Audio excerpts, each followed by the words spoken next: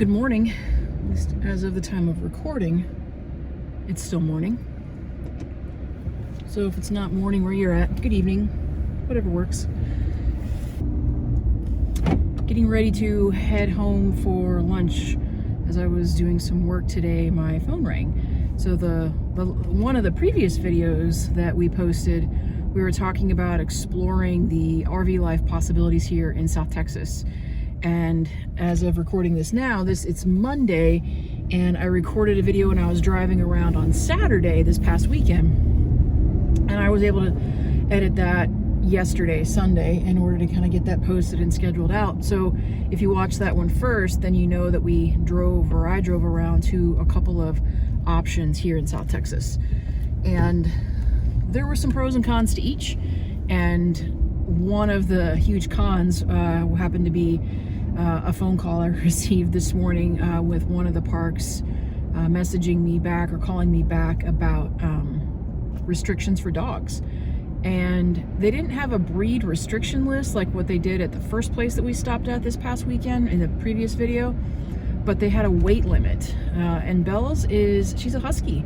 She's a small husky, but she's 47, 48 pounds. She's an awful lot of fur, but sometimes they have breed restrictions. I don't know why huskies have breed restrictions. I genuinely don't. It was kind of cute. One time I was in the store and this cute little girl was in PetSmart with her dad and was like, "Daddy, look, it's a wolf." And I'm like, "But it's not. She's the biggest dork, like me, right? Like me, just this big fluffy dork, and she's so super sweet. She's not a wolf by any means." I get that she kind of looks like that, but oh well. I should get the sunglasses when I stop off at home. But anyway, they called and said that they had a weight restriction for dogs. I'm like, okay, so that probably then removes that place off the list. But anyway, yesterday on Sunday, I was doing some more research right before I went to bed, and I'm scheduled tonight after work to run home and change and take a few more things to our storage unit. So we have a storage unit procured so that we can sell the house and have certain things there to just and climate controlled, so we can kind of figure out where we want to store it next and what that might look like. So we have that taken care of. So I'm planning to run home, eat after work, and then get the dog to eat and get her kind of outside, and then probably take her for a ride with me and put some stuff in the truck and go unload it. And probably the first test is to drive by these two locations that aren't too far from where our storage unit is. So that's a plus for these couple of locations, that they're going to be really close to the storage unit. Drive by at night, see what they look like. They look great on the website. I think some of the cons, they're a little bit more expensive. Not expensive in the grand scheme of things. When you pay up front for 6 months, it's the equivalent of paying less than $600 a month. And good luck finding an apartment for less than $600 a month in a good neighborhood and all that kind of good stuff, right? So yeah, it's still the better option, but it's just a little bit more expensive than what we were initially thinking about. It's not a horribly big deal because it's still way considerably less than our mortgage payment monthly, so we're still saving a lot of money. We may just slightly alter when I would get into the RV full time and try to align that a little bit closer to, say, closing on the house, just to try to be fiscally responsible, I guess. We'll see how that goes. But stay tuned, because we're going to try to get a few more things done this evening after work, and get a quick vlog in about what we think about these two spots.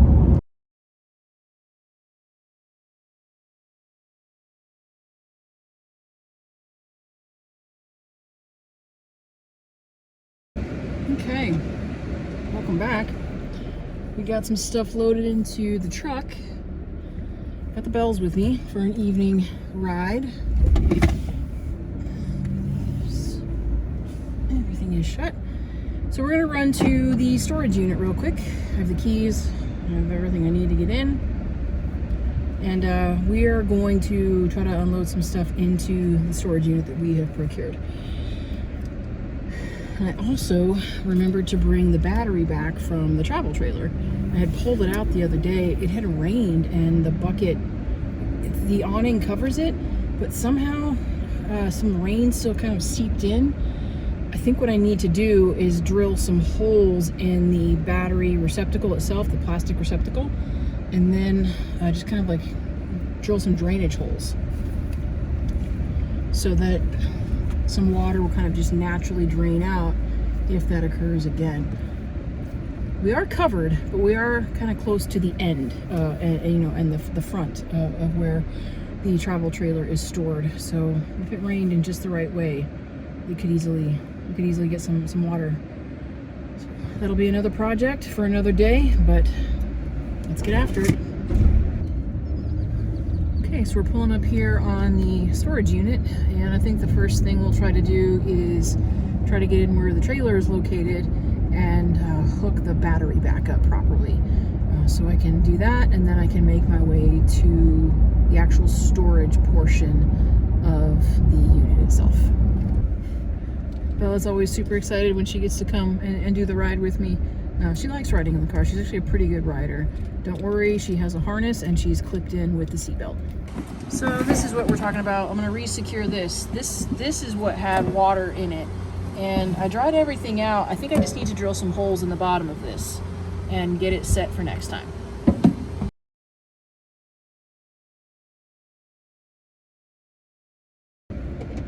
You know, and don't worry, I know it needs to be hooked up to the the battery needs to be hooked up.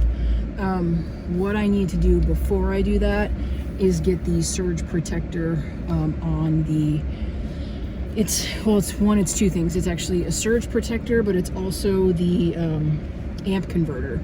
So we have a 50 amp trailer, and the plugins here at this particular storage location are not covered for that.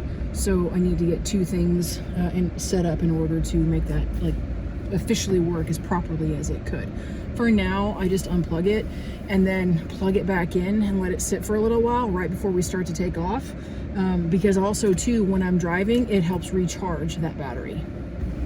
But then we go real quick here from just where we store the travel trailer, kind of behind us, over to the location where we have secured the climate controlled storage.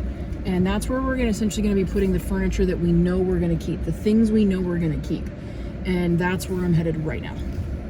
I'm going to leave the AC on for Bella because it is a warm day. It's 88 degrees outside in late February in South Texas. So I'm going to leave the AC on for her and leave the car running because I can lock it, but then I can just kind of jump in and get everything put into the storage unit.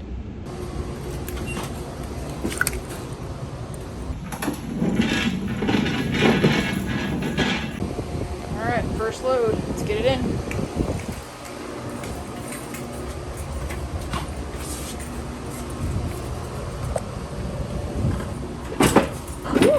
Watch the fingers. It did not want to cooperate. This one decided to fall far back, as did this black one here. This is just my bike mat for the back of the truck when I load up the bikes. There we go. And this is all I have for tonight. I pulled some bins from the garage this weekend and loaded some stuff up. So for now, this is the load. Okay, so now that that's done, we are losing a little bit of light, but that's okay because remember earlier I'd said that I wanted to drive by 2 RV parks, doing some additional RV park research. And kind of the first order of business is to drive by it at night. If I can drive by it at night and it looks okay, at least from what I can tell, then that's kind of my cue to say, hey, I want to go take a tour. I want to go take a ride maybe around if they'll, have a little golf cart person drive me around. Or if all I can get is driving around by myself when I can happen to get into the park, I'll do that too. But that's where we're headed now. She gets super excited when we start to move or go again. She kind of just sits there. She's just kind of sitting there. She's in her little harness with her little seatbelt on, but she gets super excited. She likes being my co-pilot sometimes, I think. So this first park that we're gonna go drive by this evening, both of these parks, I believe, are really close to the storage unit that we just left. I believe this first one is called Tip of Texas RV Park. And we are at the tip of Texas, about 70 miles, to the east of us is South Padre Island. So we're, and we're definitely at the tip in terms of being at one of the southernmost points here within the state of Texas. So Brownsville is a little bit further south than us, but we're a stone's throw away from right now Reynosa, Mexico. But I saw this particular park online. The pictures look nice, but pictures on a website can look all kinds of nice a lot of times, right? Sorry, I think we're gonna lose some light, but maybe that'll help. Pictures on a website can look really great, but that's my first test. Is just I kind of want to just drive by, and it's right here on my left-hand side, and it looks really spacious, and it looks like they have a lot of spaces open. Looks to be pretty well lit, and I'm wondering if I will be able to. If I'll be able to get in and drive around. I don't know, but it's right across from a school. I kind of like that, but I also don't kind of like that. But I like it because it's really well lit right around the school. I don't think I'm going to be able to get in there. It looks like it's a gated entrance, which I also like. But if I'm doing just kind of a peek around, it looks like they have several spaces open, and there are a lot of RV travel trailers there, so I kind of like that a lot. And it looks to be relatively well lit. So I'm going to try to turn around here and pull over and see if I can't drive by again. But before doing that, I'm going to enter in the next address so I can try to go drive by that. So when I drove by before, I wasn't quite expecting it to come up so quickly on me, but I'm really pleasantly surprised with the amount of lighting. I'm really happy with the location in terms of proximity to where we currently store the travel trailer, and where the Bronco will essentially be stored later. Again, this is all pending that we choose to do the RV life here in South Texas. Like, that's what we're leaning towards. I would like to have that a little bit of an adventure, just to have had that adventure in life. Anybody could go rent an apartment, and don't get me wrong, like, that would be a great option too. It's just, if I have the opportunity to do this, and I kind of want to, full well knowing that it's not temporary, or it's not permanent if I don't want it to be.